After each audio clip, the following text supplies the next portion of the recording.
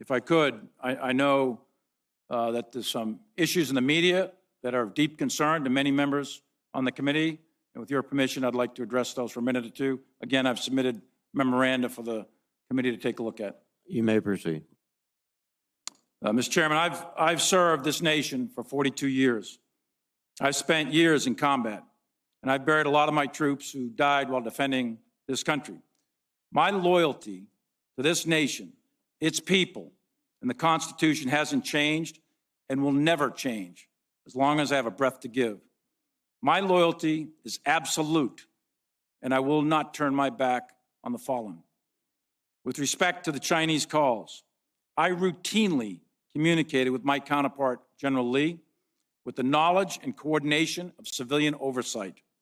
I am specifically directed to communicate with the Chinese by Department of Defense guidance, the policy dialogue system. These military-to-military communications at the highest level are critical to the security of the United States in order to deconflict military actions, manage crisis, and prevent war between great powers that are armed with the world's most deadliest weapons. The calls on 30 October and 8 January were coordinated before and after with Secretary Esper and Acting Secretary Miller's staffs and the interagency.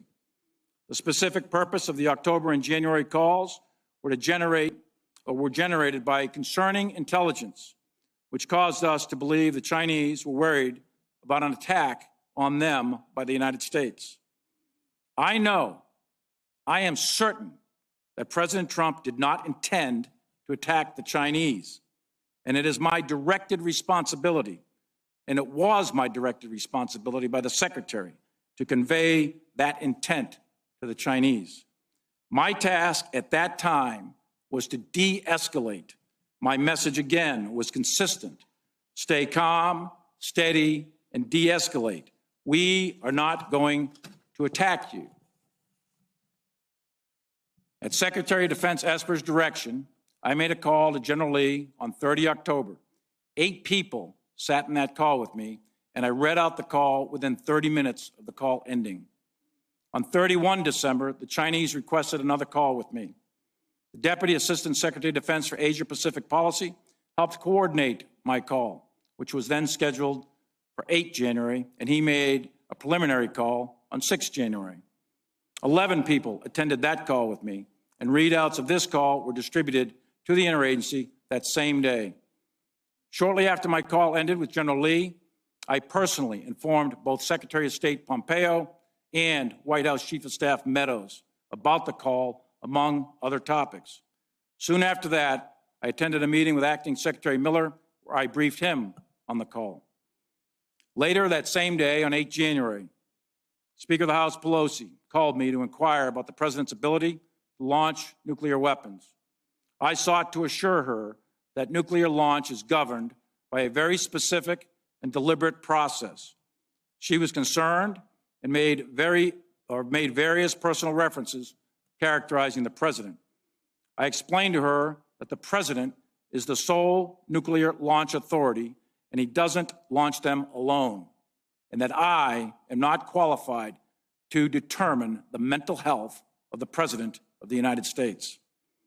There are processes, protocols, and procedures in place, and I repeatedly assured her that there is no chance of an illegal, unauthorized, or accidental launch.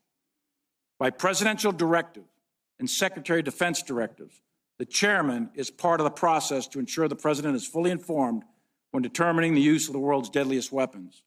By law, I am not in the chain of command, and I know that. However, by presidential directive and DoD instruction, I am in the chain of communication to fulfill my legal statutory role as the President's primary military advisor. After the Speaker Pelosi call, I convened a short meeting in my office with key members of my staff to refresh all of us on the procedures which we practice daily at the action officer level. Additionally, I immediately informed Acting Secretary of Defense Miller of Speaker Pelosi's phone call. At no time was I attempting to change or influence the process, usurp authority, or insert myself in the chain of command. But I am expected I am required to give my advice and ensure that the President is fully informed on military matters. I am submitting for the record a more detailed and unclassified memoranda that I believe you all now have, although late. And I welcome a thorough walkthrough on every single one of these events. And I'd be happy in a classified session to talk in detail about the intelligence that drove these calls. I'm also happy to make available any email, phone logs, memoranda, witnesses, or anything else you need to understand these events. My oath is to support the Constitution of the United States of America against all enemies, foreign and domestic, and I will never turn my back on that oath. I firmly believe in civilian control of the military as a bedrock principle essential to the health of this republic, and I'm committed to ensuring that the military stays clear of domestic politics. Thanks for watching our YouTube channel. Follow today's top stories and breaking news by downloading the NBC News app.